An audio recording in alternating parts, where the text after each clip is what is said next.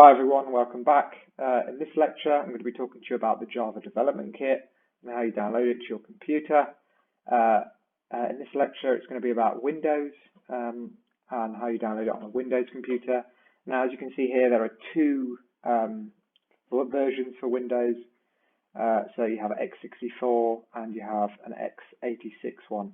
So the x86 is if you've got a 32-bit computer.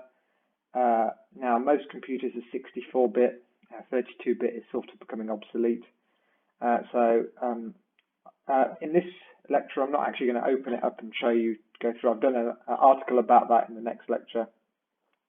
But basically, when you download this file here, assuming you're on an 84-bit Windows computer, you'll be guided through an installation process, and you'll need to specify the file location of where you want the JDK to be downloaded. As I said before, you need the JDK before you develop any Java application, otherwise it just won't work.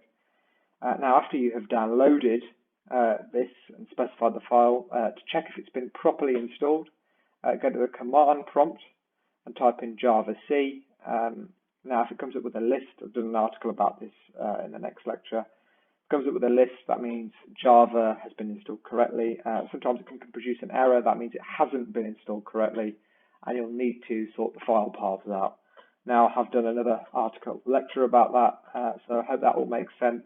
Just wanted to go through that with you and hope it all makes sense. So I'll see you in the next video.